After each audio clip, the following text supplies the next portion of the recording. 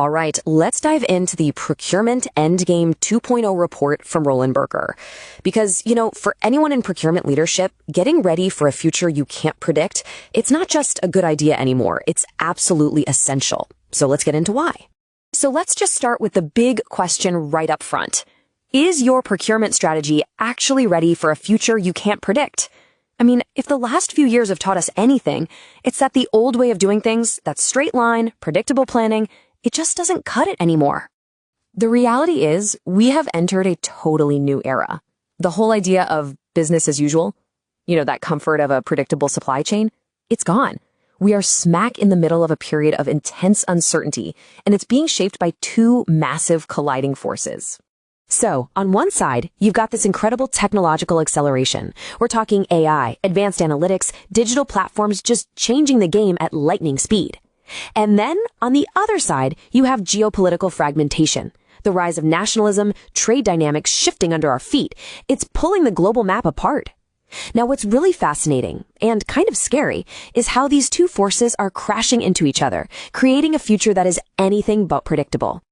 So, because these two powerful forces can combine in all these different ways, we can't just plan for one single future. It's not going to work. The report lays out 4 really distinct scenarios that procurement leaders have to be ready for. And let's be clear, betting on just one of these outcomes, that's a recipe for disaster. First up, the dream scenario, right? They call it the land of milk and honey. Just imagine this, a stable, high-tech world where global cooperation is the norm. AI-driven forecasting is perfect. Supplier integration is seamless. It all leads to this incredible, unprecedented efficiency. It's the future we'd all sign up for in a heartbeat. Okay, next we have caught in the comfort zone. In this world, things are pretty stable geopolitically, which is great, but technological progress, it just kind of stalls out. And without that constant pressure to innovate, the focus shifts. It's less about huge breakthroughs and more about just tweaking and optimizing the processes you already have. Now let's switch gears to a much more turbulent future, the technology race. In this world, everything's fragmented and unstable, but technology is advancing like crazy. So here, tech isn't just about efficiency anymore. No, it becomes a critical weapon. It's how you navigate volatility, manage constant supply disruptions, and just build resilience to survive.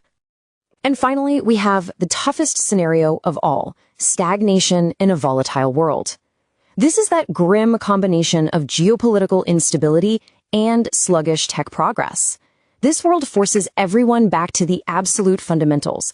We're talking contingency planning, localized sourcing, and really relying on strong human networks to get through the chaos. Okay, so there you have it. 4 very different possibilities. But this brings up a really crucial question, right? What do procurement leaders themselves think about all this? Which of these futures do they hope for? And maybe more importantly, which one do they actually expect is coming? Well, a survey in the report gives us a fascinating and, frankly, a pretty sobering answer. And wow, this table just lays the whole problem out perfectly. Look at this. Leaders overwhelmingly want the land of milk and honey. I mean, who wouldn't? A stable, prosperous, high-tech world. But they see it as the least likely outcome. So what do they actually expect? The technology race. A volatile, fragmented world where tech is the only way to survive. The takeaway here is huge. There's a massive gap between the future leaders want and the one they know they need to prepare for. And that brings us to the single most important point of all of this. The goal isn't to be a fortune teller anymore. It's not about predicting the future. It's about preparing for all of them. The entire focus has to shift from forecasting to building a truly resilient strategy that can bend and adapt no matter which one of these scenarios becomes our reality.